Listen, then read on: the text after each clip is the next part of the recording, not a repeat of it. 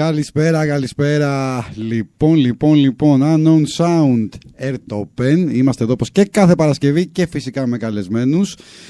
Καλεσμένο Πάνο Μακρύ από Φωνές από το Λιμάνι. Πάνο. Καλησπέρα και από μένα. Καλησπέρα, Άγγελε. Λοιπόν, λέγαμε τώρα να μεταφέρουμε λίγο και on air αυτά που λέγαμε έξω. Πέρασαν 8 χρόνια. 8 χρόνια σχεδόν. Από την τελευταία φορά που είχα έρθει στο στούντιο. Ναι, εντάξει, γιατί τώρα εδώ είμαστε live. Έτσι. Σωστό. Όχι, για live εκπομπή μιλάω. Για live εκπομπή 8. Μετά ήρθε ο COVID. Αλλά κάναμε τηλεφωνικές. Έχουμε κάνει 2 ή 3 εκπομπές, τώρα δεν θυμάμαι. Στο ενδιάμεσο. Οπότε σε να σου φαινόταν ότι έχω έρθει. Πέρσι. Ναι, έρχομαι κάθε χρόνο. Ναι, ισχύει. Πριν λίγους μήνες, ρε παιδί μου. Έτσι το είχα στο μυαλό μου. Να μου. πούμε και το ότι σου στείλα μήνυμα. Εδώ στείλε μου τη διεύθυνση και μου λες, αφού είσαι εδώ πέρα, ξέρεις, έχεσαι συνέχεια. Ξέρω εγώ, δεν θυμάσαι. Ναι, ειλικρινά μου λες, ξέρω εγώ, αριθμό. Ναι. Κάτσε ρε φίλε, έχεις τόσες φορές τώρα, δεν θυμάσαι, δεν με κοροϊδεύεις. Ναι. Τι γίνεται εδώ. Αλλά όμως, ναι, λογικό. Επίσης να πω στον κόσμο πριν πούμε. Κάτσε πρώτα. Λοιπόν, μας ακούτε από airtopen.com κάθετος radio, από το site της Airtopen, live24 επιλέγοντας την Airtopen. Τώρα που θέλετε να μας στείλει μηνύματα, παιδιά, μπορεί μέσα από τις σελίδες Unknown Sound, Facebook, Instagram, στα δικά μας, ό,τι θέλετε. Εδώ, είτε του Πάνου το Facebook, γιατί Insta δεν. Ναι, Insta δεν. Λοιπόν. Το Insta είναι για την νεολαία τώρα. Σωστό. Ποιο Insta τώρα, πες. Insta. Και ναι, να πούμε λοιπόν ότι ρε εσύ, στο έκανα και παράπονο, βάζεις όλα τα live σου Παρασκευή. Εγώ Παρασκευή, από Σεπτέμβρη μέχρι Ιούνιο, Φοβάμαι μη μου κάνεις καμιά σκληρή κριτική γι' αυτό. Δεν θέλω να έρχεσαι. Κοιτάω πότε έχεις εκπομπή και λέω, κοίταξε, θα το κάνω τότε που έχει εκπομπή ο Άγγελος και δεν θα έρθει, οπότε δεν θα με κριτικάρει. Αν κάνω κανένα φάλτσο εκεί στο. Μου φύγει κανένα κοκοράκι. Γι' αυτό το λόγο το κάνω, γιατί νομίζω ότι το κάνω. Δηλαδή, πραγματικά είναι σχεδιασμένο, δεν μπορεί να το πετυχαίνω κάθε φορά. Ισχύει. Δεν το έχεις σκεφτεί. Όχι, δεν το είχα σκεφτεί. Να σου πω την αλήθεια. Όχι, έτσι δεν το είχα σκεφτεί. Και μ' αρέσει που μου στέλνεις τις αφήσεις. Για να ενημερώνουμε τον κόσμο, καλά κάνεις. Αλλά βλέπω Παρασκευή. Λέω ρε γαμώτο. Παρασκευή. 3 στα 3. Παρασκευή. Λες το κάνει επίτηδες. Ναι, ρε, το κάνω επίτηδες. Λέω δεν με θέλει. Όχι, καθόλου. Λοιπόν, πάμε. Λοιπόν, Φωνές στο Λιμάνι. Δεν ξέρω, έχετε αλλάξει σύνθεση? Έχουμε αλλάξει, ναι. Είδα καινούργιες φάτσες εκεί στην αφίσα. Ναι, έχουμε αλλάξει. Ο σκύλος ίδιος. Ο σκύλος είναι ίδιος. Ο σκύλος παραμένει. Δεν αλλάζει. Είναι ο μόνος που είναι σταθερός. Η αλήθεια είναι ότι σταθερά μέλη από την ηχογράφηση του 18 είμαι εγώ και ο Δημήτρης ο Χιώτης. Okay. Οπότε εντάξει, εμείς οι δύο είμαστε, ακόμα παραμένουμε. Ο Θάνος Σφενδουράκης που ήταν και αυτός από το 2018 όμως έρχεται και κάνει έτσι guest εμφανίσεις με την μπάντα. Okay. Δηλαδή και στο προηγούμενο live που κάναμε, επειδή δεν μπορούσε ο Κώστας, έλειπε, ήρθε ο Θάνος. Έχουμε δηλαδή πολύ καλές σχέσεις και ο Θάνος έρχεται γενικά και. Άρα συμμετέχει στην ουσία. Όλα τα παιδιά έρχονται βέβαια έτσι στα live. Okay. Δηλαδή και ο Στάθης που ήτανε και ο Βασίλης ο Περγάμαλης έρχεται. Οπότε ναι, με όλα τα παιδιά, επειδή έχουμε πάρα πολύ καλή σχέση, μπορεί να κάνουμε και κανένα μια προβίτσα, να κανονίσουμε. Έτσι, δηλαδή δεν έγινε κάτι, ας πούμε, ξέρεις, λόγω υποχρεώσεων και για να υποθέσω τώρα. Όχι, μωρέ, τα περισσότερα είναι λόγω υποχρεώσεων. Τώρα όταν δεν μπορείς, ξέρεις. Μεγαλώνουμε, παιδιά. Ναι. Όχι μόνο αυτό, δεν είναι. Είναι ότι δεν έχεις χρόνο. Ας πούμε, ο Θάνος, το παιδί είναι επαγγελματίας. Έτσι. Είναι επαγγελματίας κιθαρίστας. Παίζει πόσα live, ξέρω εγώ, ότι δεν προλαβαίνει και μου το είπε με όλη του την καρδιά και με όλη του την αγάπη ότι δεν θέλω να το πάω πίσω, εσείς θέλετε να κάνετε τις πρόβες σας, θέλετε να, εγώ δεν έχω χρόνο, δεν θέλω να σας κρατάω. Το ίδιο έγινε και με το προηγούμενο μας drummer. Δεν είναι ότι τα παιδιά δεν θέλανε, ας πούμε. Δεν προλαβαίνουμε. Με το Βασίλη βγαίνουμε βόλτες, ξέρεις. Είμαστε, όταν έχεις κάνει μια μουσική, μια δημιουργία με έναν άνθρωπο και έχεις περάσει καλά και έχεις ανταλλάξει απόψεις, Είναι δύσκολο μετά να μην βγείτε για ένα καφέ, να τα πείτε, να γελάσετε, να τζαμάρετε ξανά μαζί, να ξαναπαίξετε. Απλά τώρα άμα δεν προλαβαίνει ο άλλος, τι θα κάνεις?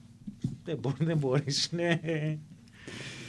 Τα studio sessions που είχαμε κάνει με τον Δημήτρη Λιόλιο, γιατί πρόσφατα τον είχα και καλεσμένο και θυμήθηκα, ρε εσύ, μιλάμε, κλείνουμε να βγει στην εκπομπή και μου έρχεται αυτόματα το βιντεάκι εκείνο.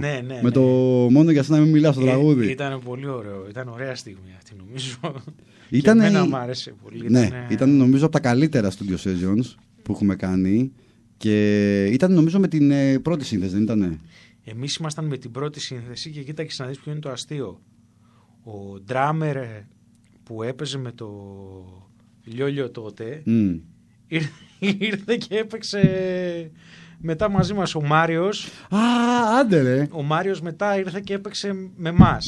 Ήρθε και αντικατέστησε τον Βασίλη, ο οποίος Μάριος, επειδή και αυτός δεν προλάβαινε και είχε άλλες υποχρεώσεις και δεν μπορούσε το παιδί να συνεχίσει, αντικαταστάθηκε τώρα με έναν άλλον ντράμερ, τον Άγγελο τον Κουσάκη. Ωραία. Αλλά το ωραίο είναι ότι και μέσω των session γνωρίζεις μουσικούς, ξέρεις, όσο αλληλεπιδράς με άλλους μουσικούς, γνωρίζεσαι, ας πούμε. Ισχύει.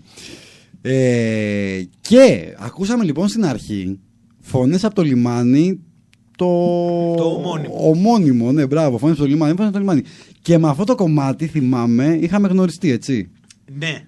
Αν και νομίζω ότι το πρώτο κομμάτι που σου είχα στείλει, δεν είμαι σίγουρος αν ήταν αυτό ή αν ήταν το Άγνωστα Μέρη. Τα Άγνωστα Μέρη ήταν και θα σου πω γιατί. Γιατί αυτό είχε παίξει και μου ήθελες να μου στείλεις ένα κομμάτι που δεν είχε βγει ακόμα ούτε στο YouTube ούτε πουθενά.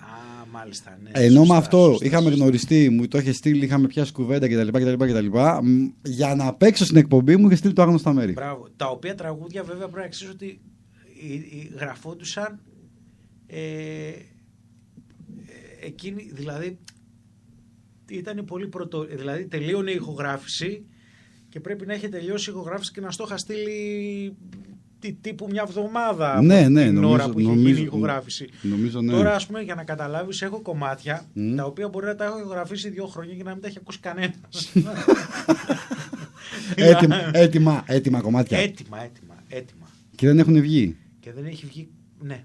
Δηλαδή νομίζω ότι υπάρχει και ένα τραγούδι που το έχω κρατήσει και δεν έχει βγει πουθενά. Ούτε θα βγει. Θα βγει. Ναι. Έτσι όπως το είπες. Αλλά ξέρεις τι, κάποιες στιγμές τα βάζω κι εγώ και τα έχω ξεχάσει, ξέρεις. Δηλαδή αυτή τη στιγμή για τον τρίτο δίσκο που λέμε να βγάλουμε ήδη έχω μαζέψει υλικό. Απλά πρέπει να βρεθεί ο χρόνος να καθίσουμε να κάνουμε εξώφυλλα, να καθίσουμε να κάνουμε βίντεο κλιπ για να μπορούμε να πούμε ότι τα ανεβάζουμε και κάποια τα έχουμε παίξει live. Είναι μακρά η διαδικασία και χρονοβόρα. Λοιπόν, θα πούμε τώρα για τους δίσκους. Θα πούμε σε λιγάκι για τους δίσκους. Πάμε να ακούσουμε Άγνωστα Μέρη, θέλω να ακούσουμε. Ναι, γιατί ήταν το τραγούδι που είχε παίξει εδώ πέρα αποκλειστικά πολύ νομίζω, αρκετό καιρό πριν κυκλοφορήσει τελικά. Ναι. Και το είχαμε παίξει 2-3 φορές. Λοιπόν, πάμε. Άγνωστα Μέρη, φωνές στο λιμάνι. Λοιπόν, ακούσαμε τα Άγνωστα Μέρη. Πάνος Μακρύς, φωνές από το λιμάνι. Unknown Sound. Είσαι συντονισμένη στην Earth Open. Και πάμε λίγο να πούμε 3 για τους δίσκους τώρα. Λοιπόν, εγώ είχα αφήσει στον πρώτο. Ναι. Τον έτσι πολύ. Είχαμε ασχοληθεί πολύ γενικά σαν εκπομπή με τον πρώτο σας δίσκο, σαν φωνές στο λιμάνι. Σωστά. Και ήρθε μετά λοιπόν πριν 2 χρόνια ο δεύτερος. Ο δεύτερος τώρα ήρθε το 2023, άρα πάνε 3 χρόνια. Μπήκαμε στο 26, σωστά, ναι. Και κάτσε, πάμε να μου πεις λίγο για τον δεύτερο, γιατί θέλω να μου πεις λίγο περισσότερα. Είναι πιο νωρίς. Θα σε γελάσω και να βλέπεις όσο μεγαλώνεις. 2 χρόνια είναι, ναι. 2. Εντάξει, ναι, είναι εντάξει. 3 τώρα και εσύ για 16 μέρες, 2 χρόνια θα πούμε. Λοιπόν, Σιωπηλή Κραυγή. Σιωπηλή Κραυγή, ναι. Σιωπηλή Κραυγή είναι 9 τραγούδια. Ναι. Σιωπηλή Κραυγή είναι και τραγούδι του δίσκου και τίτλος του δεύτερου δίσκου και έχει γράψει στίχους σε τρία κομμάτια από το δίσκο η Θάλια Αντουλινάκη. Οκ. Αγαπημένη Θάλια. Ναι, η Θάλια, το πρώτο τραγούδι που μου είχε δώσει το φως, για να καταλάβεις, τους στίχους μου τους είχε δώσει το 2018. Για να δεις πόσο γρήγορος είμαι. Και βγήκε το 2023. Okay. Μόνο 5 χρόνια. Οπότε για τους... άμα έχετε κανένα στίχο και θέλετε να μου τους δώσετε... όχι παιδιά. Παιδιά, δώστε τους, αλλά θα είναι μακρά το process μέχρι να γίνει. Και εκτός από τη Θάλια λοιπόν γράφεις εσύ? Έχω γράψει εγώ στον Οδυσσέα στίχους. Βαρύ, θα πούμε για τον Οδυσσέα. Ναι, θα πούμε για τον Οδυσσέα. Έχει γράψει ο Νίκος ο Σαλίβερος στο Πέλαγος. Ωραία. Η Θάλια έχει γράψει την Αδέσποτη Γάτα. Έχει γράψει το Φως και το Όλοι Ρωτάνε. Και τη Σιωπηλή Κραυγή. Τη Μορφή Σου στίχη μουσική Νότης Σαλίβερος. Ωραία.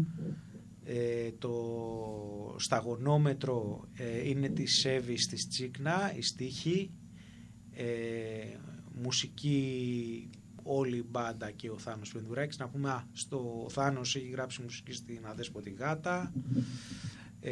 Στο Πέλαγος μουσική ο Γιάννης Νομικός.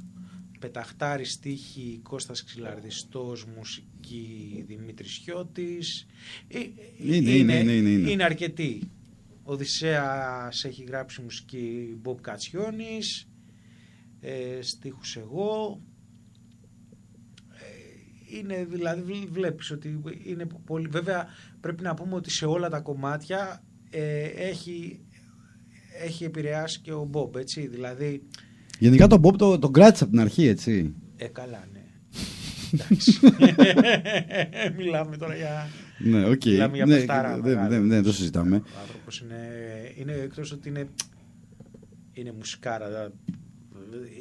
Έχει μια απίστευτη δυνατότητα να αναλύει την ιδέα που του δίνεις, να ξέρει ακριβώς τι θα προσθέσει, τι μπορεί να σου προτείνει να αφαιρέσει, οπότε τις περισσότερες φορές εγώ προσωπικά το ακολουθώ. Okay. Για να γίνει το κομμάτι πιο ευχάριστο στα αυτιά και να αποκτήσει ένα χαρακτήρα.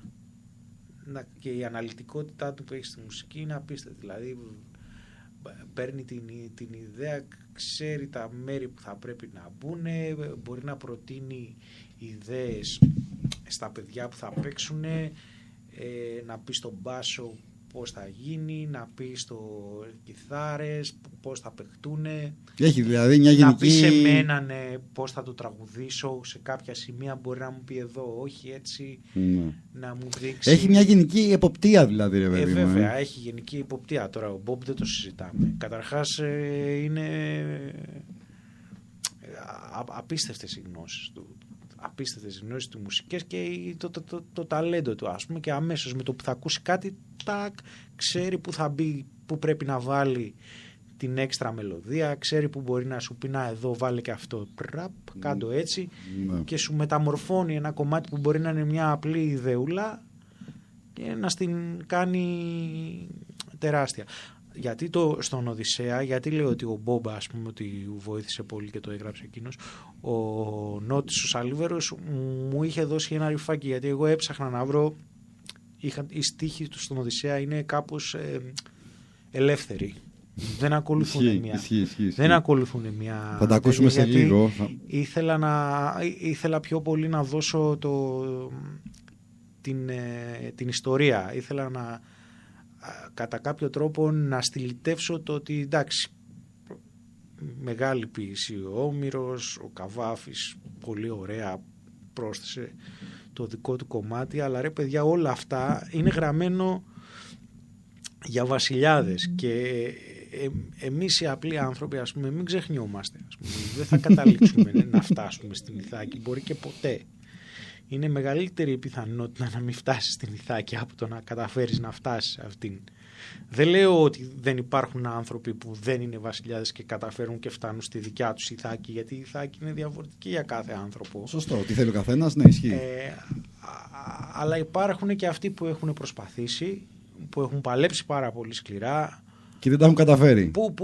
Που και τελικά δεν τα κατάφεραν, γιατί μια αντιξεότητα, ένας πόλεμος, δηλαδή φαντάσου τώρα, ξέρω εγώ, να είσαι γεννημένος στην Παλαιστίνη. Πώς θα τα καταφέρεις? Ισχύει. Ναι, εντάξει. Ναι.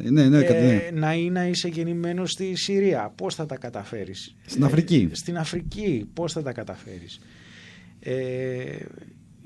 Μπαίνεις τελικά στη βάρκα, έχεις την ελπίδα, το έχεις παλέψει και σου του μπάρουν τη βάρκα. Το έχουμε δει πολλές φορές. Βρίσκεσαι στα μεσοπέλαγα, ας πούμε, και να μην σταματάει κανείς να σε μαζέψει, και εκεί πώς θα τα καταφέρεις?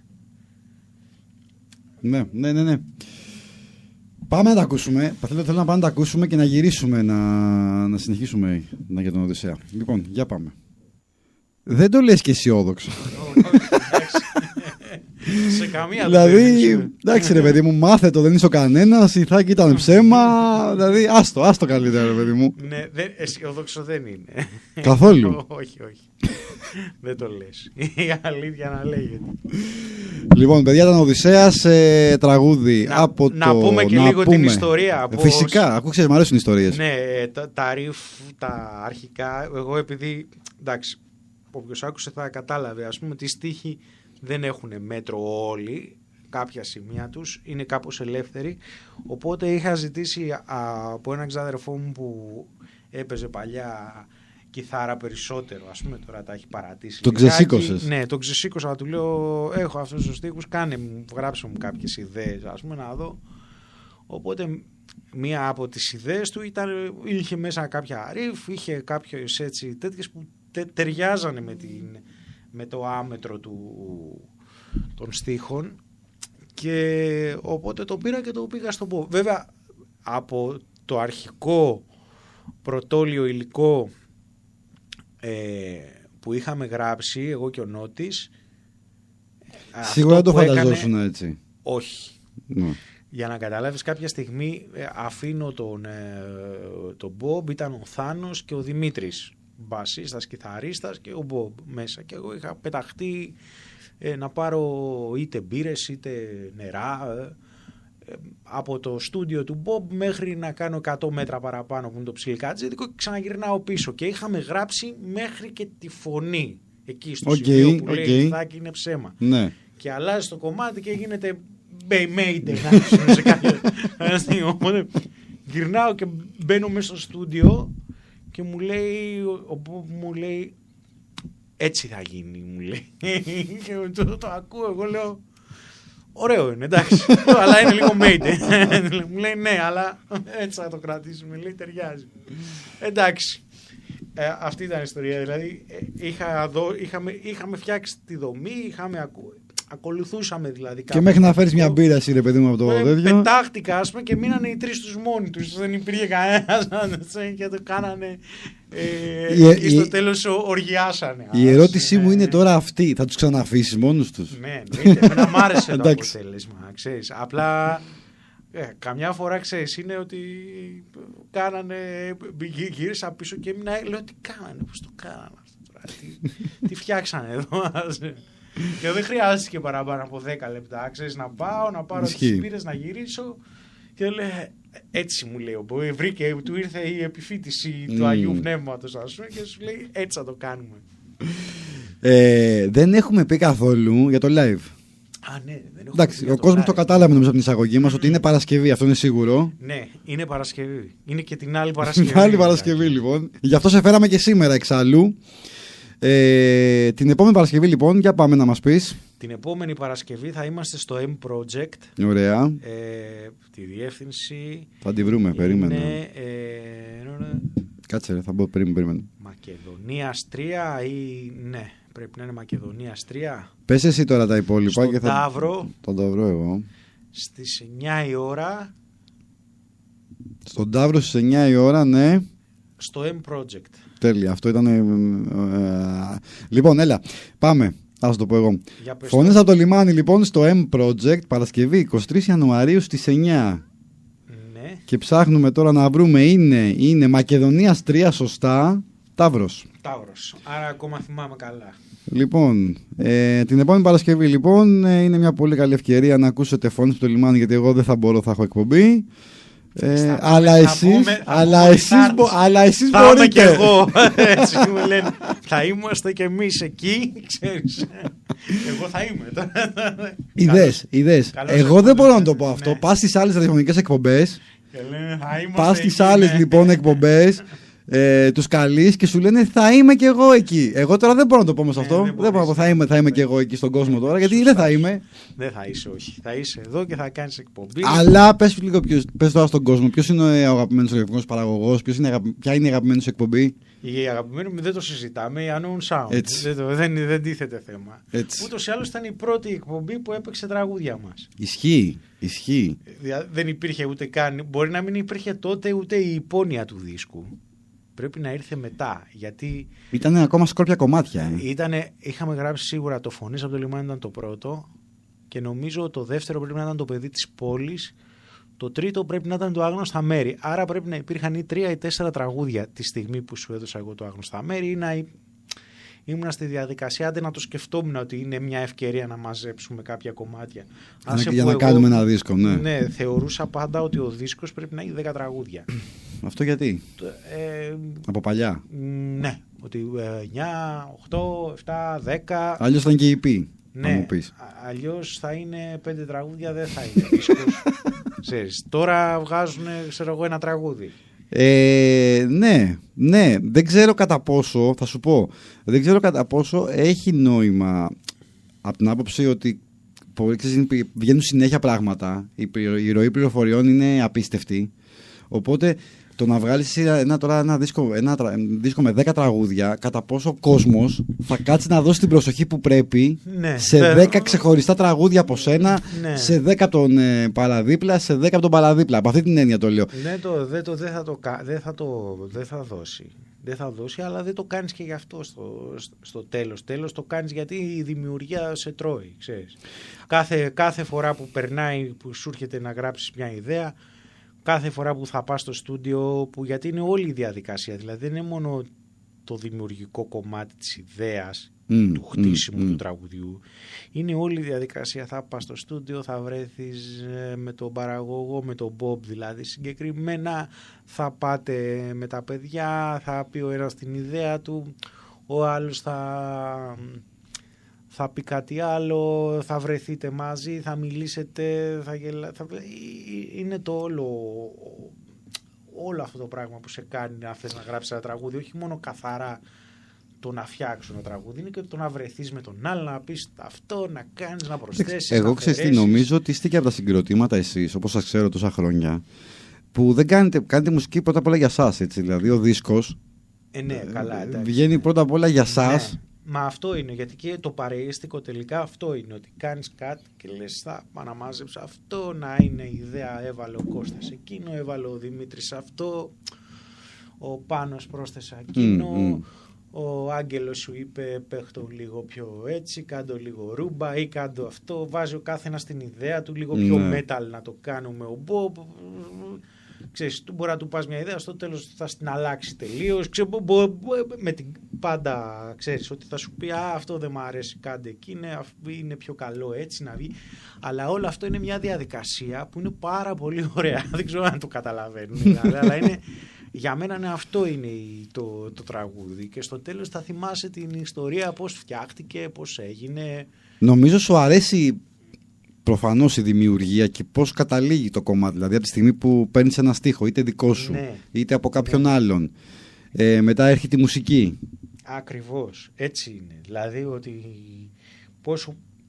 πόσο ωραίο είναι το να πάρεις ένα στίχο από έναν άλλον άνθρωπο και να βάλεις εσύ μόνο το τραγούδι, ας μην βάλεις τη μουσική, ας το δώσεις σε κάποιον άλλον να σου βάλει τη μουσική και εσύ να πας να προσπαθήσεις να βρεις μια μελωδική γραμμή. Ωραία, ναι, σωστό. Και μια ερμηνεία. Ναι. Και μια ερμηνεία.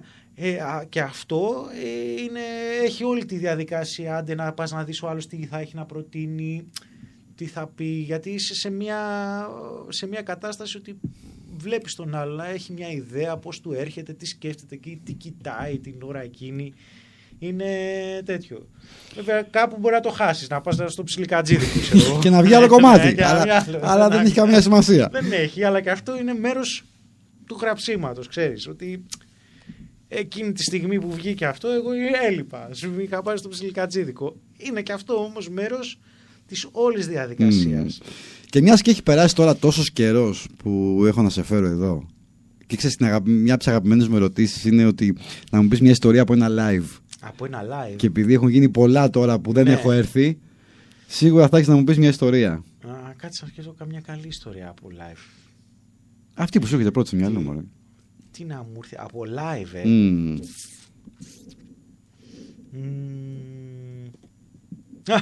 live, να σου πω το. Είναι από κάτω από το. Παίζαμε στα λιπάσματα. Okay. Και είχε έρθει ο Κώστας ο Μιχαηλίδης από τους Σάτυρους. Ωραία. Και ήταν και μαζί και με το Μάκη το Ράπτη από το Σπιρτόκουτο. Νομίζω ότι. Εντάξει, τώρα αφού πες και τους δύο, επειδή τους ξέρω λοιπόν, και τους δύο, θα βάλω τα γέλια πριν καν. Για πες. Ήταν από κάτω αυτή και. Κάτι. Παίχτε πανκ, κάτι.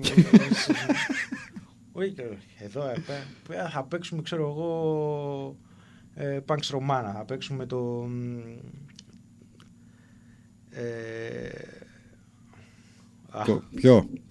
Ποιο. Κόλλη στο μυαλό μου, θα το βρω. Ωραία, πάμε. Εγώ χάνω τους στίχους, παθαίνω blackout, λέω άλλα αντί άλλων, ας πούμε. Και με το που κατεβαίνουμε κάτω τους λέω πω εντάξει, λέω το συναγερμό το βρήκα. Συναγερμό, μπράβο, ναι. Το πετσόκοψα, ας πούμε, δεν υπήρχε. Έκανες μια δικιά σου εκδοχή, ρε παιδί μου. Μια δικιά μου και κάνει ο Κώστας, λέει. Λέγαμε, λέει, δεν θα παίξει, λέει, πανκ. Λέει, αυτοί είναι μεταλλάδες, λέει, δεν είναι, λέει, δεν θα παίξουν, λέει, πανκ. Λέει, αλλά τελικά, λέει, το κάνατε, λέει, πανκ. Λοιπόν, εγώ να πω και την αγάπη μας και στο Κώστα και στο Μάκη και στους δύο. Ναι, εννοείται. Ένα παρόμοιο έπαθα και με τον Κώστα, να ξέρεις. Ήταν να τους καλέσουμε εδώ τους Σάτυρους. Μάλλον Λάτζα. Ναι, Λάτζα, μπράβο. Σαν Λάτζα θα ερχόντουσαν. Αλλά πάλι έπεσε στο live κι αυτός Παρασκευή. Οπότε το θυμήθηκα βέβαια και εγώ τελευταίες μέρες. Γιατί ξέρεις, είχε αλλάξει η εβδομάδα. Οπότε δεν κάναμε αυτό που κάναμε σένα την προηγούμενη Παρασκευή. Νομίζω μιλήσαμε Κυριακή Δευτέρα και ήταν Παρασκευή το live. Οπότε το κάψαμε. Ναι. Αλλά τον έχουμε και αυτόν κάποια στιγμή. Με τον Κώστα έχουμε πει να γράψουμε ένα τραγούδι του Γιώργου Τσίγκου. Έχουμε ξεκινήσει να γράφουμε κιθάρες και τέτοια και περιμένει ο Κώστας να πάω κάποια στιγμή από το σπίτι του να γράψω και φωνή. Okay. Έχει περάσει ένα εξάμηνο, με περιμένει ακόμα. Κώστα, συγγνώμη. Κώστα θα έρθει, ρε. Κώστα θα έρθει. Δεν το έχω ξεχάσει. Θα το κάνουμε. Κώστα θα το κάνει. Αλλά είναι αυτό που σου λέω, ότι εγώ είμαι, ξέρεις. Θα το κάνουμε. Θα το κάνει. Να σου πω, εδώ η Θάλια περίμενε 5 χρόνια το τραγούδι. Έλα, εντάξει. Στους 6 μήνες τώρα σηκώλησες. Και μου έχει δώσει και άλλους στίχους. Αυτό είναι η Θάλια. Ναι, βέβαια, έχω και άλλους της Θάλιας. Θάλια, έχουμε 26 με πρόχειρους υπολογισμούς το 31 με το καλό. Να είμαστε όλοι καλά το 31. Να μην έχει έρθει το τέλος του κόσμου, γιατί. Πάμε και προς τα εκεί. Θα βγει το τραγούδι. Τώρα που λες τέλος του κόσμου, διαβάζω ένα βιβλίο, το Three Body, το διάβασα δηλαδή, και μετά το σκοτεινό δάσο που είναι με εξωγήινους. Τέλεια. Θα κάνουν επίθεση στη γη και τέτοια πράγματα. Ωραία. Μόνο αυτό έχει μείνει, νομίζω. Αυτό, νομίζω ότι είμαστε κοντά όμως. Είμαστε πολύ κοντά. Είμαστε πάρα πολύ κοντά. Αν ο ελληνικός λαός αποφασίσει και στις επόμενες εκλογές να ψηφίσει σωστά, είμαστε κοντά. Άμα ο ελληνικός λαός, το 27 είναι και τώρα, επειδή πλησιάζουν, αν αποφασίσει λοιπόν το 27 ο ελληνικός λαός να μην αλλάξει κάτι, να το πούμε έτσι ευγενικά, το τέλος του κόσμου είναι πολύ κοντά μετά. Ναι. Και πραγματικά δεν ξέρω αν υπάρχει ελπίδα. Θα πάρω και εγώ τώρα από τον Οδυσσέα, ρε παιδί μου, που ακούσαμε πριν. Ναι, δεν ξέρω αν υπάρχει ελπίδα. Δηλαδή δεν είμαι αισιόδοξη σε αυτό το κομμάτι, αλλά οκ. Είμαστε σε καλό δρόμο πάντως. Για το τέλος του κόσμου πάντα. Πάντα. Έτσι. Τι να πω τώρα, να σου ζητήσω να κάνεις τώρα σχόλιο για τα τελευταία, δηλαδή. Θα βάλουμε το νόμο της καρέκλας μετά, που τα λέει όλα το κομμάτι. Λέει χώρες νόμους αφανίζει και της γης κινεί τα ενία. Είναι πολύ εύκολο να διαλύσουν μια χώρα Έτσι. Να την κάνουν 1000 κομμάτια για τα συμφέροντα και ασφαλώς για το χρήμα και το κέρδος. Λοιπόν, πάμε να ακούσουμε τον νόμο της καρέκλας και μετά θα γυρίσουμε σίγουρα έτσι με 2-3 σχόλια για αυτά που έχουν συμβεί. Για πάμε. Λοιπόν, ο νόμος της καρέκλας από τις φωνές από το λιμάνι. Πάμε για το τελευταίο δεκάλεπτο εδώ της εκπομπής. Πάνος Μακρύς, φωνές από το λιμάνι. Λοιπόν, είναι Unknown Sound, είναι η Ertopen. Με τον Άγγελο Αλιγιάννη, να προσθέσω εγώ. Έλα, πες, ξέρεις. Άγγελος Αλιγιάννης, Ertopen. 9 η ώρα είστε συντονισμένοι. 10 η ώρα είστε συντονισμένοι. 9. Είναι επειδή είμαι εγώ νωρίς γι' αυτό. Είμαι από τις 9 η ώρα. Λοιπόν, πάμε θέλω να σου πω, πες μου λίγο, εντάξει, είναι για γέλια η κατάσταση. Προφανώς το είδες έτσι, απλά θα το σχολιάσουμε τώρα. Για το περιβόητο έκσταση του Βαρουφάκη το 89 και πώς γρήγορα κινήθηκε η ελληνική δικαιοσύνη που λέμε ότι δεν υπάρχει, αλλά είδες που υπάρχει. Είδες. Πόσο γρήγορα έγινε. Γιατί έτσι πρέπει να κινείται η ελληνική δικαιοσύνη για να βάζει τα πράγματα στη θέση της. Άγγελε, τι νομίζεις? Έτσι δεν είναι? Ο ναρκοχρήστης πάντως νομίζω είναι τόσο αστεία αυτή η είδηση που νομίζω δεν χρειάζεται καν να τη σχολιάσει. Δηλαδή σκέψου τώρα το 1989 σε μια ξένη χώρα στην Αυστραλία, στο Σίδνεϊ, ναι, βγήκε κάποιος εισαγγελέας και ξεκινάει τώρα μια δηλαδή έρευνα πώς, πραγματικά πότε. Είναι ότι είναι ορισμένα πράγματα που γίνονται και πραγματικά λες τώρα δεν μπορείς είναι αυτό που λες, δεν το ζω αυτό, δεν το διαβάζω αυτό. Δεν υπάρχει, ναι, δηλαδή εντάξει, ενώ ήδη υπάρχουν και άλλοι πολιτικοί και έχουν βγει κιόλας και έχουν πει έχω κάνει αυτό, έχω κάνει το άλλο. Ασφαλώς και σε καμία περίπτωση δεν είναι σωστό αυτό το πράγμα, ούτε είναι, αλλά ο κάθε ένας άμα θέλει να κάνει κακό στον εαυτό του έχει το δικαίωμα να κάνει κακό στον εαυτό του, έτσι. Αν θέλουν να καταπολεμήσουν τα ναρκωτικά, που πρέπει να γίνει, γιατί πιάνουν το Μαδούρο. Ναι, μπράβο, πρέπει να πιάσουν το Μαδούρο πρώτον, αυτό που λες εσύ, και δεύτερον δεν πρέπει να επιτρέψουν να γίνεται λαθρεμπόριο ναρκωτικών. Αλλά το λαθρεμπόριο ναρκωτικών δεν θα το πιάσει στις γειτονιές που ήδη έχεις επιτρέψει το ναρκωτικό να εισβάλλει στη χώρα σου. Πρέπει να το αποτρέψει στα σύνορα, στα λιμάνια, στα σύνορα, εκεί πρέπει να το κόψεις. Η γειτονιά που λες είναι το τελευταίο. Μπράβο, στη γειτονιά δεν υπάρχει νοέ, ήδη έχει εισχωρήσει το ναρκωτικό στον κόσμο. Σωστό. Και προφανώς για να το ζητάνε οι άνθρωποι, κάτι λάθος έχεις κάνει και σαν κοινωνία. Όταν έχεις φτάσει να ακούς ποσότητες πιάσαν από εδώ αυτά και αυτά που πιάνουν, φαντάσου είναι τα ελάχιστα, τα περισσότερα καταναλώνονται. Όταν έχεις φτάσει σε αυτή την κατάσταση, κάτι λάθος έχεις κάνει εσύ ο ίδιος σαν κοινωνία. Και δεν θα στρέψει τους νέους ο Βαρουφάκης, που τελικά δεν τον ακούει και κανένας, ας πούμε, στα ναρκωτικά. Στα ναρκωτικά θα στραφούν οι νέοι, επειδή δεν θα έχουν αύριο μεθαύριο δουλειές. Έτσι.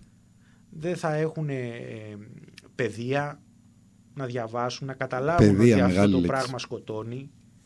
Και επίσης να πούμε ότι κι άλλο ένα ναρκωτικό το οποίο είναι νόμιμο είναι το αλκοόλ. Πόσοι άνθρωποι δεν έχουν καταστραφεί από αλκοόλ και έχουν γίνει. Κι άλλο ένα ναρκωτικό που είναι νόμιμο είναι και ο τζόγος.